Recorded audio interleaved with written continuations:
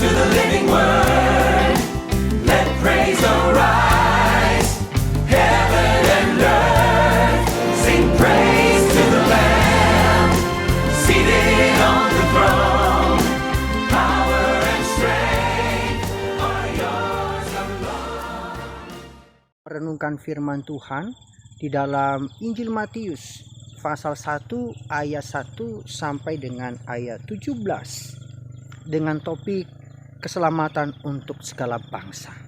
Saudara yang dikasih dalam Tuhan Yesus Kristus, bila kita membaca Alkitab dan bertemu dengan daftar silsilah, mungkin kita pernah mengabaikan. Mengapa? Karena sangat panjang dan itu membosankan. Bagaimana dengan daftar silsilah yang kita baca dalam bagian ini dalam Matius pasal 1 ayat 1 sampai 17? Matius menggambarkan dengan rinci daftar panjang ini dengan memberikan 3 pembagian. 14 keturunan mulai dari Abraham sampai Daud, 14 keturunan mulai dari Daud sampai pembuangan di Babel, dan 14 keturunan dari pembuangan sampai Kristus. Saudara, untuk nama-nama yang dimuat oleh Matius itu sangat unik. Kalau kita juga membandingkan dalam Lukas pasal 3 ayat 23 sampai 38. Matius adalah keturunan Yahudi sehingga ia sangat memperhatikan tata aturan atau daftar ini sesuai dengan tradisi Yahudi. Namun yang menjadi pertanyaan, mengapa dicantumkan nama-nama perempuan? Tamar, kalau kita melihat di ayat 3, Rahab di ayat 5, Ruth juga di ayat 5, dan istri Uria di ayat 6.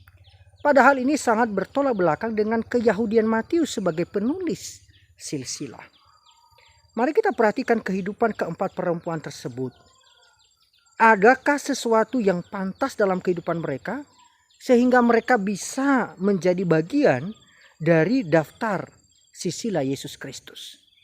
Saudara, Tamar yang mengandung anak dari ayah mertuanya, Rahab si perempuan sundal di Yerikho, Ruth perempuan Moab yang dibawa Naomi ke Bethlehem, dan Betseba istri Uria panglima perang Daud yang kemudian mengandung anak dari Daud sendiri.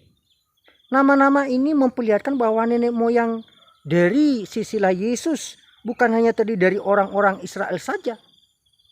Dan kalau Ruth bisa dikecualikan, maka nama-nama yang lain memiliki rekam jejak yang negatif. Namun mereka beroleh kasih karunia Tuhan sehingga dapat ikut ambil bagian dalam silsilah Yesus dengan nama mereka tertulis di dalamnya. Kasih karunia itu pun hingga saat ini ditunjukkan bukan hanya bagi bangsa Israel saja. Keselamatan ditujukan kepada segala bangsa yang ada di kolong langit ini, yang mau percaya kepada Yesus Kristus. Maka menyambut kelahiran Kristus itu kita patut bersyukur karena kedatangannya ke dalam dunia. Ini membuat kita mendapat bagian dalam keselamatan kekal. Maka yang patut kita lakukan adalah bersyukur dan memuji Dia.